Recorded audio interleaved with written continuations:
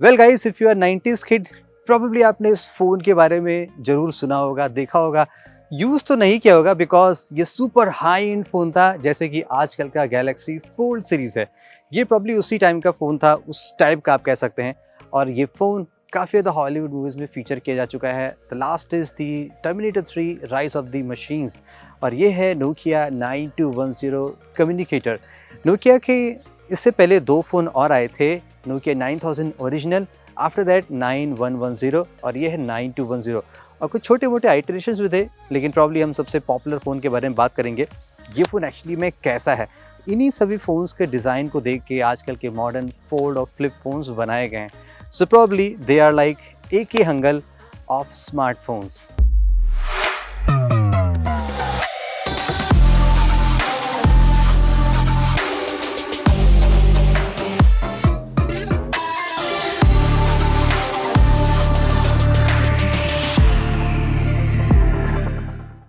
You know guys, उस time पे तो यूट्यूब भी नहीं था, कोई ऐसी थी नहीं, जस्ट वेबसाइट्स पे लोग रीड करते थे, इतना ज़्यादा कुछ था नहीं इंटरनेट का हिसाब। तो मैं आपको कुछ आर्टिकल्स दिखाता हूँ। वैसे मुझे एक आधी आर्टिकल मिले हैं, आई थिंक ज़्यादा वेबसाइट या तो डेड हो गई होंगी या तो आर्टिकल्स हटा दिए गए होंगे। तो कुछ यहाँ पे एक्साइटिंग फीचर्स आप पढ़ सकते हैं। सी Nokia 9210 brings the mobile multimedia experience in full color for the first time to GSM market। ऐसा नहीं कि ये वर्ल्ड का फर्स्ट कलर डिस्प्ले था, पहले भी आए थे, बट मास मार्केट में होता है ना कि जब कोई भी वर्ल्ड में बाई कर सकता है, तो वो होता है लाइक GSM मार्केट में। और अकॉर्डिंग टू द कंपनी, यहाँ पर स्टेटमेंट दिया गया था, the pioneering product showcases the key element in future mobile communication. यानी कि आजकल के जो फोल्ड, फ्लिप या आईफोन जो भी आप लेटेस्ट चला रहे हैं, those are the future mobile communications. तो आप 22 साल में आप देख सकते हैं कि टेक्नोलॉजी किस तरीके से चेंज हुई। सच एज की navigation, easy navigation and input, high quality colour display, mobile messaging with high data speed, imaging and video clips. Of course यहाँ पे कोई कैमरा नहीं था, बट यहाँ पे आप वीडियोस प्ले कर सकते थे, फोटोज़ ब्राउज कर सकते थे। इसका मतलब ये चीज़ है। आजकल का 5G तो Gbps में चलता है, 10, 20, 40 जो भी सपोर्ट करता हो। उस वक्त यहाँ पे GSM में जो मैक्सिमम स्पीड आपको मिलती थी वो थी 43.2 kbps। आई डोंट नो आपने डायल अप इंटरनेट यूज़ के नहीं किया है, मैंने तो बहुत यूज़ किया है। 46-45 kb पे हम वॉलपेपर डाउनलोड करते थे santabadda.com से। अब पता नहीं चलती नहीं चलती, शायद चलती, बट चलती होगी, आई डोंट नो। ओके, और उसके अलावा यहाँ पे कुछ और फीचर्स भी दिए गए थे, like integrated full service mobile communication brings phone, fax, email, calendar, imaging, WAP and WWW। ये चीज़ें एकदम रेयर थी। Support the most common use PC office application makes it possible to create Microsoft Word and Excel and PowerPoint documents. इससे आप direct जो computer में आप देखते थे वो चीज़ यहाँ पे आप व्यू कर सकते थे। That's a big deal. ये बिजनेस लेवल के लोगों के लिए बनाया गया था। इस फ़ोन का जो वेट है 244 ग्राम है। वेल, जस्ट टू सी कि आजकल के सारे फ़ोन अभी भी उतनी वेट के। iPhone 14 Pro Max आप देख लीजिए, Galaxy Z Fold 4 263 ग्राम का है। सो ये थोड़ा सा अभी भी हाई लाइट वेट है, बिकॉज प्लास्टिक बिल्ड है, दैट्स वाइट। अगर यहाँ पे मेटल होता तो ऑफकोर्स ये 350-400 ग्राम पहुँच जाता। इसके पहले के कम्युनिकेटर थे वो लगभग 400-450 ग्राम के थे। यहाँ पे काफ़ी वेट रिड्यूस किया गया था। Okay, that's the hilarious part. 4096 colour display. अब तो हम 4K quad HD 2000 nits of brightness, यहाँ पे 4096 पिक्सल्स थे। सो उस तरह का यहाँ पे क्रेजी रेजोल्यूशन था, बट स्टिल जब भी मैं इसको देखता हूँ तो मुझे not that bad. I mean मैं आसानी से पढ़ पा रहा हूँ, देख पा रहा हूँ, लाइक कैसा कंटेंट है, क्या है, मैं इसलिए देख पा रहा हूँ। सो इट्स रियली कूल, कोई ऐसा बैड नहीं है। एज्यूम 22 ईयर्स पहले जब फोन्स चलते थे वो उसमें मोनोक्रोम डिस्प्ले आते थे, येलो लाइट वाले, आपको याद है ना, नोकिया 1100 टाइप के। वो फ़ोन सारी दुनिया, जनता या इंडिया में कैरी करती थी। और HSCD वहाँ पे high speed circuit switch data, 10 hours talk time and 2-3 hours of operating time. अब इस फ़ोन के बारे में मैं कुछ और आपको एक्साइटिंग फीचर बताता हूँ। चलिए कहीं और चल के बात करते हैं। आई एम श्योर गाइस आपने ये रिंगटोन तो पॉसिबली नहीं होगी, लेकिन इस फ़ोन में स्ट्रेंज क्या है ना कि यहाँ पे आपको बात करते वक्त सामने से तो अटेंड करना, लेकिन बात करना है ऐसे बैक साइड से लगा के 96 से मैं फ़ोन यूज़ कर रहा हूँ, लेकिन प्रॉब्ली फर्स्ट फ़ोन मुझे मिला अपनी लाइफ में जहाँ पे आपको आगे से नहीं बल्कि पीछे से बात करना पड़ता है। Really strange. कुछ और आपको एक्साइटिंग फीचर्स दिखाता हूँ इस डिवाइस में आपको क्या क्या मिल सकती हैं। फर्स्ट फॉर्म फैक्टर आप देख सकते हैं, ये ओरिजिनल डिवाइस है, यहाँ पे कोई भी OEM केस या कुछ नहीं लगा है। जैसा ये 22 साल पहले लिया गया था एग्जैक्टली वैसा ही है। ऑन दी ओवरव्यू यहाँ पे हिंज मैकेनिज्म है, बॉटम में आपको ऑफकोर्स एक बड़े पिन वाला चार्जर लगता था, यहाँ पे कनेक्टर्स थे। मेरे पास बॉक्स नहीं है, मैं आपको आज स्मॉल क्लिप दिखाता हूँ जो मुझे व्हाट्सएप पे दिखाई पड़ी थी, क्योंकि काफ़ी टाइम लग रहा था, वो बाहर से आना था तो उसमें काफ़ी एक्स्ट्रा इंपोर्ट चार्ज लगते थे। तो बॉक्स में आपको कुछ बढ़िया बढ़िया चीज़ें मिली थी, बॉक्स काफ़ी बड़ा भी था।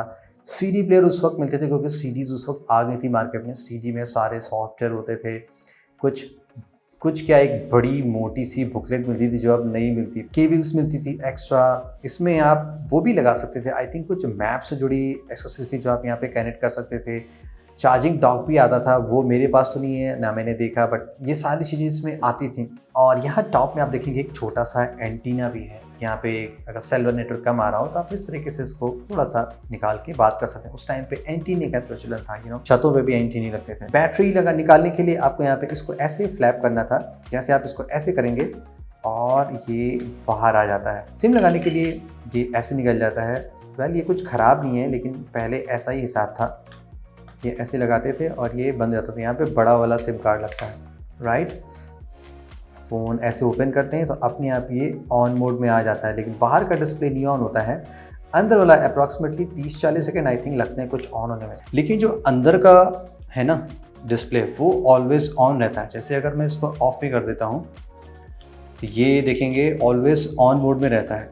तो इसको आपको बंद करने के लिए यहाँ से बैटरी निकाल के रखनी पड़ती है। तो इट्स लाइक कंप्यूटर है जो हमेशा ऑन सा रहता है, ये बनाया ऐसे ही गया है इसी पर्पज़ के लिए, because of the computer stuff. और जब इसको आप ऐसे निकाल देंगे देन प्रोबेबली आपके दोनों डिस्प्ले अंदर बाहर के बंद हो जाएंगे। तो ये भी एक सुपर कूल फीचर है कि पहले ऐसे फ़ोन भी आते थे जो ऑलवेज ऑन रहते थे, बैटरी निकाल के आपको उसको रखना पड़ता था। And now it is turning on. चलिए बाहर का भी ऑन कर देते हैं। ये यूजुअल बटन है जो एक्जैक्टली वैसे ही आप देख सकते हैं, साइज है जो नोकिया 1100 में उस टाइम पे चलता था, उसी तरीके का साइज यहाँ पे मिलता है। स्टैंडर्ड बटन्स है, यहाँ पे मेन्यू फंक्शन है, यहाँ पे कुछ प्रोफाइल आप चेंज कर सकते हैं, जनरल, साइलेंट, आपको याद होगा।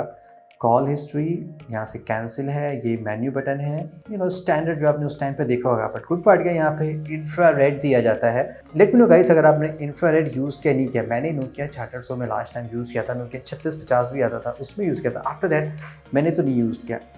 And even at that time भी गाइस यहाँ पे ऑटो ब्राइटनेस लाइक स्क्रीन की डिस्प्ले अपने आप थोड़ी सी ब्राइटनेस कम हो जा रही थी। अब ये जो यूनिट है ये एक्चुअली इंडियन नहीं है, ये आई थिंक जर्मन यूनिट है। यहाँ पे कुछ जर्मन में लिख रखा है मिटिलियम इंटरनेट कॉन्टैक्टे कैलेंडर ऑफिस। यहाँ पे आप कैलेंडर प्रेस करेंगे तो आपका यहाँ पे कैलेंडर खुल जाता है, और यहाँ पे करेंगे तो ये होम पे आ जाता है। यू सी थोड़ा सा स्लो वर्क करता है बिकॉज आई थिंक यहाँ पे कोई ARM9 प्रोसेसर था, 50 मेगाहर्ट्ज़ पे था। एंड ये मैं कुछ यहाँ पे स्क्रिप्ट लिख रहा था, यहाँ पे नोट्स भी वर्क करता है, आप यहाँ पे टाइप भी कर सकते हैं एक्जैक्टली जस्ट लाइक कंप्यूटर में जैसे आप टाइप करते हैं। एंड ऑफ कोर्स यहाँ पे ऑफिस भी है। अभी तो यहाँ पे गाइस एप्लीकेशन इंस्टॉल करना पॉसिबल नहीं, इसलिए यहाँ पे मैं कुछ दिखा नहीं पा रहा हूँ। यहाँ पे जस्ट फाइल मैनेजर है, आप इसको क्लिक करेंगे तो ये एकदम फुल्ली फंक्शनल ओपन होता है। आपने देखो होगा विंडोज़ उस वक्त आता था 95 उस तरीके का कुछ वैसे यहाँ पे था। डॉक्यूमेंट्स क्लिक करते हैं, देन सब folder, download, photo gallery, close folder, उस फोल्डर को क्लोज कर सकते हैं। देन आप फोटो गैलरी में आपको मैं फोटोज़ दिखाता हूँ। यहाँ पे चलते हैं, यहाँ पे एक फ़ोटो पड़ी होगी nokia.png JPG ओपनिंग इमेज, और इमेज भी एक्चुअली ओपन हो जा रही है, नॉट दैट बैड। और उसको आप जूम इन जूम आउट भी कर सकते हैं, और थोड़ा सा आप ऐसे चाहें तो कर भी सकते हैं। तो ये ऑफकोर्स सारी चीज़ें ट्रांसफ़र करने के लिए आपको या तो केबल चाहिए या तो आपको कोई इंफ्रारेड पोर्ट बाय करना पड़ेगा। कॉन्टैक्ट है यहाँ पे, अगर आपने सिम लगा रखा है तो वो आ जाएगा। इंटरनेट ब्राउज़र यहाँ पे है। अब सेटिंग मुझे नहीं पता है, शायद आप चला सकते होंगे अगर आप 15 साल पहले मुझे मिला होता तो शायद मैं वहाँ पे जो मैनुअली आपको याद है GPRS सेटिंग डालते थे वो कुछ कर सकते थे, तो शायद ये चल जाता। बट अभी तो ये आई थिंक नहीं चलेगा। और आपको तो मैं बताना भूल गया, गैंगस्टर मूवी आपने देखी है, वहाँ पे भी ये फ़ोन फीचर किया गया था। गुलशन ग्रोवर इसी फ़ोन को लेके भाई बन के घूम रहा था पूरे शहर में। अब ये फ़ोन अपन के पास है, गुलशन ग्रो वाला तो नहीं है लेकिन अपना खुद का बाई किया हुआ फ़ोन है। अब उस टाइम पे गाइस फ़ोन में कोई भी एप्लीकेशन स्टोर वाला कॉन्सेप्ट नहीं होता था। उस वक्त क्या था, जो प्री इंस्टॉल एप्लीकेशन मिलते थे वही मिलते थे। जब कोई नया आना होता था तब आपको फ़ोन लेके जाना पड़ता था कंपनी के सर्विस सेंटर में, वहाँ पे वो केबल लगा के पूरा सॉफ्टवेयर डेटा उड़ा देते थे, तब नया वर्जन आता था, उससे मिलता था। तो नोकिया ने जब ये फ़ोन लॉन्च हुआ था तो बहुत से कंपनी से पार्टनर किया था। लाइक से बहुत सी कंपनी थी जो एक्सक्लूसिवली बिजनेस सॉफ्टवेयर बनाती थी, बिकॉज ये फ़ोन बिजनेस क्लास के लिए बनाया गया था। फॉर ए क्विक कंपैरिजन, अगर हम लेटेस्ट फोल्ड 4 को कंपेयर करें, जो स्टिल लाइक क्लैम शेल के फॉर्म फैक्टर में है वर्सेस दी ओरिजिनल, अब आप समझ रहे होंगे कि आइडिया कहाँ से आया है। इन सभी फ़ोन का जो आइडिया है वो एग्जैक्टली इसी फ़ोन से ही डिराइव हुआ है। एंड ऑफ कोर्स उस टाइम पे 22 साल पहले टेक्नोलॉजी ऐसी नहीं डेवलप हुई थी कि वहाँ पे आप कंप्लीट टच डिस्प्ले बना लें, फ्लेक्सिबल डिस्प्ले उस वक्त जस्ट इमेजिन ही आप कर सकते थे। शायद किसी ने इमेजिन नहीं भी किया होगा, बट किया भी होगा। तो उस टाइम पे ये चीज़ें लिमिटेड थी। ये वर्ल्ड की फर्स्ट डिवाइस थी जिसमें सिंक ML टेक्नोलॉजी का यूज़ किया था। तो सिंक ML यूज़ करके आप calendar, contact, to do list, ये सभी रिमोटली सिंक्रोनाइज कर सकते हैं विद द सर्वर। और अगर आपके पास 2 कम्युनिकेटर हैं तो दोनों फ़ोन में आप कर सकते हैं। अब सारी चीज़ें यहाँ पे अब यूजिंग क्लाउड पे होती हैं। तो क्लाउड का कॉन्सेप्ट भी आप देखिए 22-25 साल पहले इवॉल्व हो चुका था, लेकिन उस वक्त जस्ट हेयरलाइन था। अब ये कंप्लीट मैश हो चुका है, लाइक हर जगह ये फैल चुका है। So that's again really a great part of this device. एक बात की तो यहाँ पे तारीफ़ करनी पड़ेगी, जो एक्चुअल हार्डवेयर बनाया गया है, लाइक यहाँ पे जो मटेरियल वो सारी चीज़ें यूज़ की गई हैं वो काफ़ी सॉलिड है। इवन आफ्टर 22 ईयर्स में यहाँ पे कीज़ में ज़रा सा भी नहीं फील हो रहा है कि कुछ भी यहाँ पे कलर उड़ गए हों। और कीज़ भी इसकी काफ़ी सॉफ्ट है। और यहाँ पे अब मेन्यू में आते हैं तो यहाँ पे ऑप्शन आप दे सकते हैं, imaging, control, health, clock, internet, startup, extras, तमाम चीज़ यहाँ पे दी गई हैं। यहाँ पे हम नोट्स भी लिख सकते हैं और टाइपिंग का एक्सपीरियंस भी गाइस बहुत ही अच्छा है। और ये फुल क्वालिटी है। अनफॉर्चुनेटली ये थोड़ा सा जो डिज़ाइन चेंज किया गया, ये जर्मन स्टाइल में ज़्यादा बनाया गया है। सो प्रॉब्ली आपको थोड़ा सा यहाँ पे प्ले अराउंड करना पड़ेगा, बट कीज़ काफ़ी सॉफ्ट हैं। It's just like modern laptop के जो कीज़ होते हैं, प्रॉब्ली कुछ वैसा ही है। तो सीधे शब्दों में कहूँ तो ये उस टाइम का मोस्ट पावरफुल पॉकेटेबल पोर्टेबल लैपटॉप था।